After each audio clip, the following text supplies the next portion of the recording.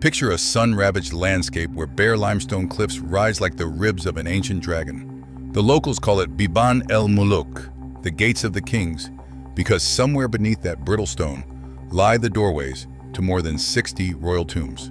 For 6 seasons, an English archaeologist named Howard Carter has marched those cliffs from sunrise to moonset, kicking gravel away from goat paths, noting each shard of pottery, raising and lowering grants like a drowning man treading water. His workers mutter that the valley has been sucked dry. Even the jackals have gone quiet. But on the morning of 4th of November 1922, a water boy trips over a buried stair and history spins on its heel. Carter hunches beside the opening, teeth clenched around an unlit cigarette, brushing away flood-hardened silt until carved steps appear in the ochre dust. A cartouche fills the second tread. A beetle over a sun disk, then a curl that looks like the handle of a shepherd's crook. Tutankhamun, the boy pharaoh, the one no scholar can find in any plundered crypt. A tremor flutters across the archaeologist's jaw. This could be the last chance of his career, or the last mistake of his patron's wallet. He orders the pit covered, posts a guard, and cables Lord Carnarvon downstream. At last have made wonderful discovery. Grave seals intact. Expect you, Luxor, at once. 3 nights later, Carter watches the train's smokestack glow across the Nile like a coal-red comet. Carnarvon limps off the platform, dandy cane, wood smoke cough, pocket watch humming with gold dust from failed adventures. Yet his eyes kindle when Carter explains the cartouche. Before dawn, they descend 12 newly cleared steps, lanterns stuttering in the confined air, until they reach a doorway plastered white and stamped in 5 vertical rows with the same royal seal. Carter drills a peephole, pokes through a burning match, and inhales a draft of air so old it feels unborn. Carnarvon leans forward, mustache trembling. "Can you see anything?" Carter squints through the gap. Gold. Everywhere. Gold, like fireflies frozen in amber. It takes 3 astonished heartbeats before he answers, "Yes, wonderful things." Those words light the fuse of the 20th century's first media wildfire. Within 24 hours, New York dailies replace front-page election tallies with the headline, "Pharaoh Found Untouched." Journalists crowd Cairo hotels. Cable companies lay emergency lines to Luxor. Investors telegraph blank checks to artifact dealers. Carter, wary of looters, grants exclusive reporting rights to the Times, believing one newspaper easier to manage than 50. The others retaliate with speculation. When Carnarvon dies 5 months later of blood poisoning from an infected mosquito bite, rival editors sharpen the story into a blade. Curse of the Mummy kills Earl. Doom for tomb intruders. They conveniently ignore that the mosquito bit Carnarvon in Cairo, that electricity fails in the city twice a week, that the fox terrier who howled the night of his master's death was 15 years old and half-deaf. The public ignores such footnotes because terror makes better ink than arithmetic. What Carter discovers behind that breach is a 4-room capsule of glittering chaos. Funeral couches shaped like recumbent goddesses lie nose to tail, paddling invisible seas. Alabaster jars, translucent as candle wax, encase perfumes that crystallized before Rome was a fishing village. Ebony chests bulge with linen tunics whose weave rivals modern machines. 6 chariots dismantled for burial lean against a wall as though impatient for the starting gun. On one gilded shrine, a painted scene shows the boy pharaoh in a leopard skin cloak, pouring milk over an altar. The brush strokes are so fresh, they seem wet. For 10 breathless minutes, the excavators stand motionless, each afraid the slightest footstep will topple the arrangement and wake whatever power has slept here for 33 centuries. Carter orders a photographic sprint. Each artifact is mapped, sketched, glass-plated, and numbered before so much as a tassel is moved. The catalog will eventually list more than 5,000 objects. Enough, Carter quips, to furnish paradise. Deep in the annex, they find half-finished boomerangs, painted board games, even a carved ivory lock of hair labeled "Clipping of the Great Royal Wife." On the floor of the treasury crouches Anubis in polished wood, ears alert, guarding 4 alabaster canopic jars whose stoppers are carved to resemble Tutankhamun's face at different ages. The toddler king, the pubescent king, the adolescent king, the king who would never grow old. At the chamber's center sits a nested sarcophagus, coffin within coffin within coffin, like a cosmic riddle. The innermost is solid gold, 11 millimeters thick, feathers of hammered ore overlapping like armor. When the lid lifts, candlelight glides across the death mask that will someday adorn postage stamps and album covers. The mask's lapis stripes gleam midnight blue. Obsidian pupils catch the lantern flames. The ears are pierced, an eccentricity, scholars note, because adult pharaohs rarely wore earrings. Carter hesitates, then reaches to brush a cobweb from one cheek. He will later admit that no museum glass, no velvet rope, no photograph ever equals the shiver of that first touch when metal shaped by vanished hands meets mortal fingertips. Meanwhile, outside the tomb, the legend mutates. Journalists who fail to penetrate Carter's cordon nibble gossip like vultures. A novelist named Marie Corelli writes to the New York World claiming an ancient Arab text warns that desecrators of royal sleep will feel the wings of death. Reporters quote her without verifying the text exists. When a canary in Carter's house falls victim to a cobra, local reptile, ordinary size, the press renames it the mummy's guardian and prints a cartoon of the snake wearing a pharaoh's crown. An Egyptian rail worker drops dead of heat stroke. Headlines link him to the dig, though he lived 300 miles away. By summer, tourists arrive in evening dress, hoping to glimpse ghosts. An American spiritualist claims she photographs ectoplasm rising from the tomb shaft. That same summer, Carter hires anatomist Douglas Derry to unwrap the mummy. They expect delicate surgery. What they find is a resin-soaked husk fused to its coffin. To remove the body, they must cut it free in 13 pieces, a scene as ghastly as any tabloid invention. Beneath the linen, they discover a collarbone, snapped in life, then rehealed crooked. The left foot twists inward, the arch melted away as though poured from wax. Clubfoot, almost certainly a congenital deformity. Under ultraviolet lamps, tiny bites in the skin reveal malarial parasites hardened to amber within dried blood. Later DNA tests will confirm the boy king endured at least 3 bouts of the disease, any one of which could weaken a body already beset by bone necrosis.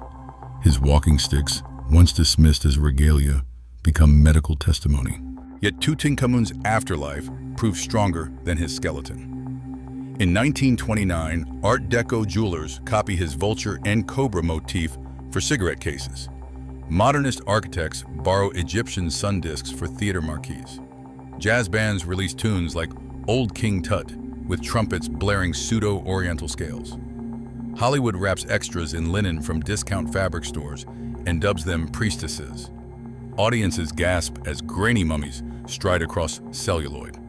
Every continent except Antarctica opens an Egyptian revival hotel lobby. Egyptomania feeds on the contradiction between sacred and profane. A divine child, buried like a god, dissected like a cadaver, reincarnated as a marketing logo. Decades roll.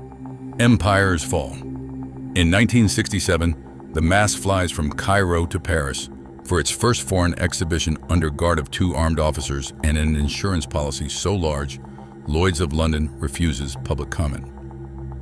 500,000 visitors queue along the Seine, umbrellas in hand for a 60-second glimpse. Some swear the gilded visage smiles as they pass.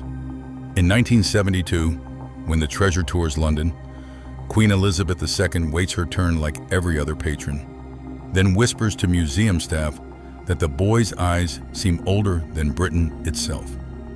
By the 1980s, the mask appears on postage stamps, cereal boxes, and a David Bowie album cover. Each new replica nudges the original into deeper legend. The more ubiquitous its image, the more remote the living boy becomes. Science circles back. In 2005, A convoy hauls a portable CT scanner across the valley floor, bouncing over gullies left by Carter's spoil heaps. Technicians slide the mummy into the machine at midnight to avoid daytime heat that could fry circuitry. Pixel by pixel, Tutankhamun's body reassembles on a computer screen. Skull sutures fuse too early, revealing mild craniosynostosis, vertebrae curved at both lumbar and cervical points, a delicate sternum, almost bird-like, perhaps explaining lung vulnerability. Forensic artists parse the data to rebuild his face. Without the mask's idealized symmetry, he looks awkwardly handsome. Full lips, over-wide upper incisors, a hint of teenage uncertainty around the brow. The revelation startles the public. The boy god was, after all, merely human. Scholars duel over cause of death. One camp blames the compound leg fracture, infective sepsis accelerated by malaria. Another points to genetic frailty, from a dynasty that married cousin to cousin until genealogy knotted tight as thread around a spool. A minority clings to political intrigue. Tut's Vizier A coveted the throne, married the widowed queen weeks after the funeral, and may have wielded a poisoned blade. No evidence pinpoints murder, but murder makes a better bedtime story than falciparum or parasite. So documentary channels keep airing reenactments of treacherous priests chanting beneath flickering torches. Amid debate, the valley itself changes. Tour buses rut the wadi floor. Humidity from human breath fogs ancient paint. Local vendors flog glow-in-the-dark scarabs that squeak when squeezed. The Supreme Council of Antiquities installs climate control and plexiglass shields. Guides adopt a strict script. No flash photography, no touching, no lingering longer than 10 minutes. Still, visitors exit blinking into sunlight, hearts rattling, convinced they have brushed eternity. Children quiz parents about curses. Parents repeat disclaimers. Somewhere a rumor gains a new accent. Carter does not live to see DNA sequencers or multi-million-dollar merch lines. He dies in Kensington in 1939, world sliding toward another war after giving more than 200 lectures on the occupancy of tomb KV-62. In his will, he leaves a solitary statement about Tutankhamun that curiosity, not gold, is civilization's true treasure. He is buried without the pomp of the boy he unearthed, but with the same question on his lips. What doors remain, unopened, just beneath the dust? A century later, astronomers map galaxies on laptops thinner than Tutankhamun's original gold leaf. Yet no image enthralls social media like that mask. Maybe we recognize in it the tension between frailty and glory, between the need to be remembered and the certainty of decay. Every time a new viewer stares into those obsidian eyes, the curse resets, not as vengeance, but as fascination, a compulsion to peel back another layer of the unknown.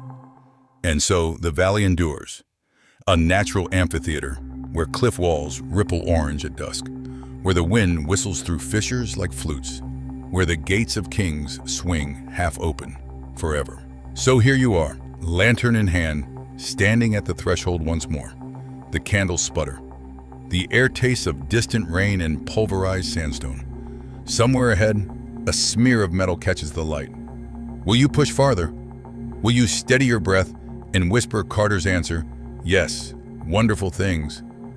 Or will you retreat, content with the myth? The valley neither knows nor cares.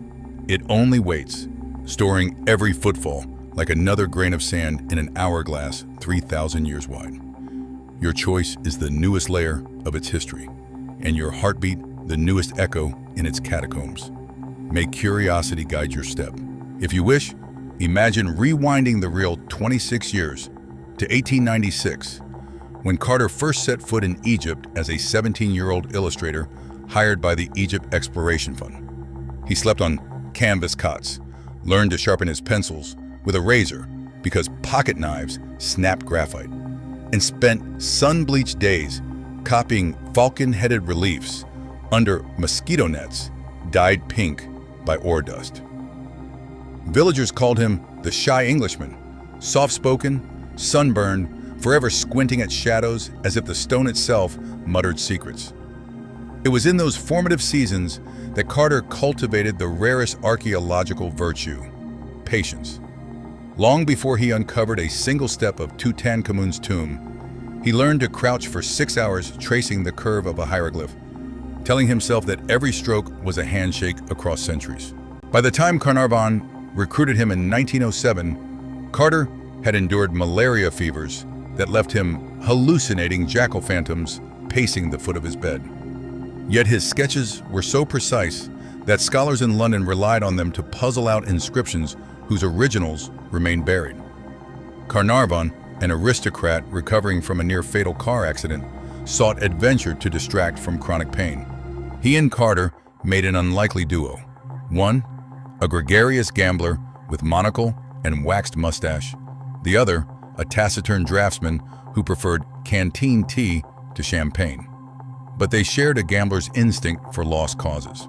Their first digs yielded only broken Ushabti figures and the occasional scarab, trinkets already peddled by Luxor street children. Season after season, Carter wrote apologetic telegrams, regret nothing of interest located. Financiers withdrew. Academics scoffed. Carnarvon's own wife suggested selling the concession rights to recover losses. Instead, in 1922, Carnarvon granted one more winter's funding, the sum of a London townhouse, on the condition that if nothing surfaced, the partnership would dissolve. That ultimatum rode in Carter's pocket the morning the waterboy tripped. Destiny sometimes hangs by the frayed thread of a philanthropic whim. Back in the tomb, Destiny's architecture is meticulous. Walls of the burial chamber glow with yellow ochre, unusual for royal paint schemes that favored celestial blue. Specialists hypothesized the work crew raided unfinished storerooms for pigment, grabbing whatever jars lay closest. Hieroglyphic lines often break mid-phrase, then restart at odd heights, suggesting painters labored against a deadline measured in heartbeats. Yet, rushed as they were, they included a rare depiction: Tutankhamun embracing Osiris, skin painted black to symbolize fertile Nile silt, a subtle plea that the boy king's fecund future bloom beyond death. The gesture reads at once paternal and filial. Osiris is both ancestor and afterlife shepherd. Behind their embrace, the goddess nut arches across the ceiling speckled with 5 pointed stars. Visitors often forget that Egyptians oriented tombs not toward gold, but toward the night sky, because stars were considered imperishable boats for transfigured souls. Among the smaller treasures, one in particular bewilders modern viewers: a miniature golden throne only 20 inches tall, its seat inlaid with faience tiles cooler than river water. The backrest shows Tut and his queen Ankhesenamun lounging beneath a pergola, her fingers brushing aromatic oil across his collarbone. Scholars magnify the scene and discover Ankhesenamun's crown tipped forward in playful intimacy, a domestic tableau unique in pharaonic furniture. While later emperors carved propaganda into basalt, the boy king chose a portrait of marital tenderness, suggesting that behind the regalia lived 2 teenagers improvising adulthood in a palace of spies. Not far from this throne lies a ceremonial fan made of ostrich feathers clamped in a gilded handle. Carter's notes describe a rosette design where lapis petals graduate so gradually into turquoise that the join is invisible without magnification. Under electron microscopy, each quill reveals keratin cracked by heat, indicating that the burial resin, poured in thick vats across the sarcophagus, steamed the fan in situ. Human artisans engineered the most sumptuous objects the Bronze Age could muster, only to bury them in cauldrons of tar, anointing the corpse with wealth so that Osiris might weigh its heart not in sin but in splendor. Yet no object captures collective imagination like the dagger found nestled against Tutankhamun's thigh. Fashioned from meteoritic iron, an alloy so rare that the Egyptians called it Ba-en-Pet, metal of heaven, the blade bears a water flow pattern resembling Damascus steel, although it predates that technology by 13 centuries. Modern metallurgists identify nickel concentrations unachievable by smelting ore in earthbound furnaces. To the ancients who watched meteors streak across ink-black desert skies, such fragments were literally gifts from gods. Tutankhamun, frail and possibly lame, entered the afterlife armed with a slice of the cosmos itself.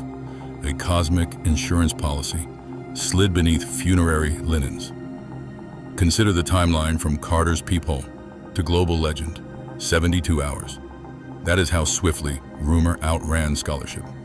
By the fourth day, foreign correspondents without permits bribed camel drivers to position them on distant ridges where they claimed to spy copper sarcophagi extracted by moonlight. Some sketched imaginary layouts and sold them as exclusives. One American paper printed a floor plan with 6 fictitious chambers in a subterranean causeway leading to the Nile. Meanwhile, Carter and his staff filled cotton notebooks with measurements that would consume a decade to publish. The gulf between academic cadence and public appetite yawned wider each sunrise, while artifacts journeyed by steamer to Cairo's Museum of Egyptian Antiquities. The West erected its own catacombs in print. Arthur Conan Doyle, creator of Sherlock Holmes, declared in a lecture that Carnarvon's death fulfilled an occult prophecy he had gleaned from learned Arabs. Conan Doyle admitted he spoke no Arabic. Newspapers reprinted the claim anyway. In Chicago, a theater debuted a vaudeville act titled Pharaoh's Vengeance, featuring a chorus girl in bandages emerging from a sarcophagus to perform the Charleston. The skit ended with a mock lightning strike that drenched the first 3 rows, to shrieking delight. Thus did a 19-year-old monarch, obscure even in Egyptian king lists, become the poster child for exotic dread. Flash forward to 1976. The Mask, the Throne, and selected jewelry embark on a traveling exhibition titled Treasures of Tutankhamun. Over 8 years, the artifacts draw 8 million visitors in 7 countries, breaking museum attendance records from Los Angeles to Tokyo. Curators designed the exhibit path as though guiding pilgrims through holy stations. First, the chariot pole capped with a running leopard. Next, the gold sandals imprinted with captives, so each step tramples foes. Finally, the mask, lit as if from within by gentle halogen.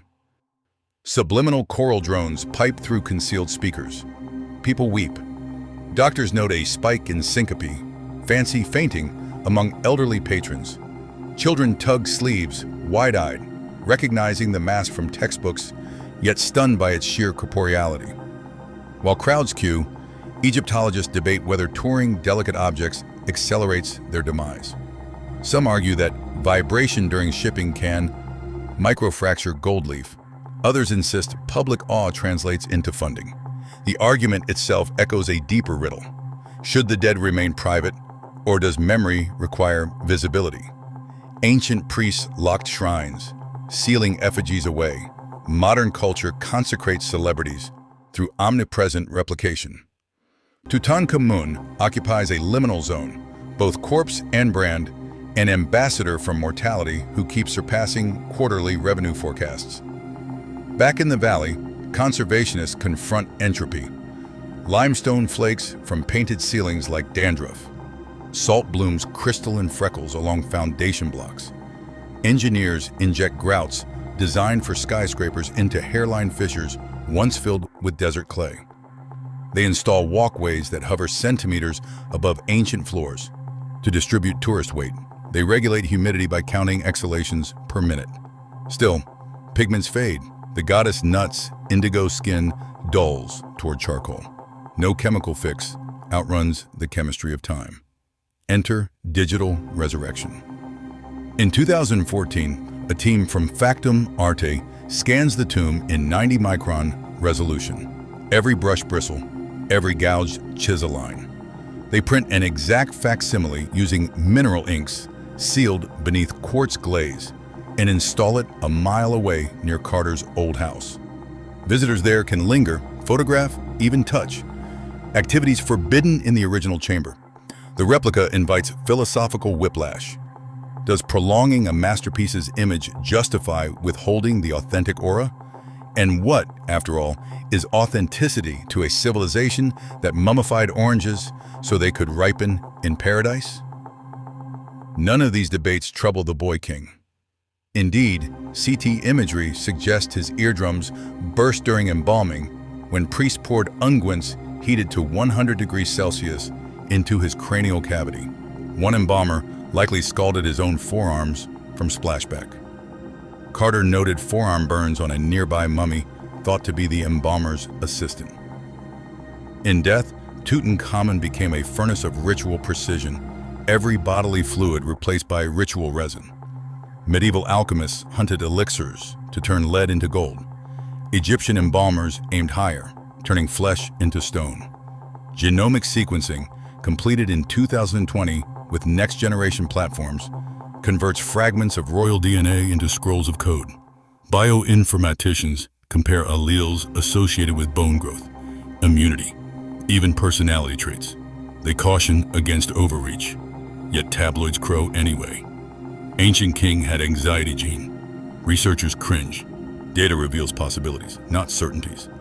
A single nucleotide polymorphism might increase susceptibility to seizures in modern populations. But what did that mean in an era without electric lights, with calendars ruled by river floods? Still, every headline resurrects the teenager inside that mask, reminding the living that genomes, like tombs, are stories awaiting interpretation. Now extend your imagination 500 years. Perhaps climate upheaval buries the valley beneath a megastorm, or tourists abandon physical travel for immersive holograms, leaving the tomb preserved by neglect. A future survey team may rediscover the site the way Carter did, only to find an empty sarcophagus. The mummy relocated to a space station museum, the mask orbiting Mars as part of humanity's cross-planet heritage. Will they declare a new curse when their starship's airlock jams? Will they dig through sand or server farms? No archaeologist can predict the vector of curiosity. They can only chart its wake. The real curse, if one exists, is the inexhaustible pull of the unknown. To open a sealed door is to create 10 more. Tutankhamun's grave opened, and we asked about his parents. DNA answered, and we asked about their gods. Theology answered, and we asked about meteoric iron. Astronomy answered, and we asked, inevitably, about ourselves. Why do humans cradle relics yet discard lives? Why do we fear bodily decay yet thrill at skeletal artifacts? Why does a teenager who died obsolete political king lists now dominate souvenir keychains? These questions multiply like desert dunes, a drifting topography of wonder. So let us conclude where we began, at a threshold in darkness. Your candle sputters, its pool of light hiccuping in the stale tomb air. You reach to steady the flame, and for an instant, your shadow mingles with another. Perhaps Carter's, perhaps the embalmer's, perhaps the boy king's own outline cast against a wall of stars. In that overlap, you become both discoverer and discovered, a brief participant in a dialogue 3 millennia long. You inhale resin, dust, oiled cedar. You exhale. Carbon dioxide joins molecules exhaled by priests chanting spells 1,300 years before Christ. And somewhere beyond the door, gold winks like a promise whispered by eternity. Come closer, see for yourself. Add your heartbeat to the chorus, echoing through curious catacombs. Step back into daylight, blinking at the sun-drunk valley, yet notice how the ordinary world now feels newly engraved. The cliff faces, once dull chalk, ripple with phantom banners. The flight of a bee seems an augury. Every pebble hints at a buried bead. You have carried the tomb's darkness outward, not as gloom, but as contrast, the way stars become visible only against indigo sky. Tonight, when electric bulbs replace dusk, imagine a kerosene lamp guttering against chipped limestone. Let that vision splinter your certainty. If children ask why you stare, tell them you are listening for footsteps in unopened corridors. Tell them history is not a catalog, but a live wire that sparks whenever 2 centuries touch. Tell them a boy once traded pain-racked bones for an empire of story, and that empire is theirs to enlarge. Then, before sleep smothers the impulse, write a single sentence on a blank page. We are all curious beneath our bandages. Fold it, tuck it into a jar, and bury it somewhere safe. Someday someone will dig, hoping for treasures, and find your words instead. They will read them by flashlight, smile at the strangeness, and in that smile, the boy king will breathe once more. The valley will open again, and the chain of wonder will lengthen by one link. And that, dear traveler, is how immortality works, not through curses or gold, but through the simple courage to ask what waits in the next sealed room.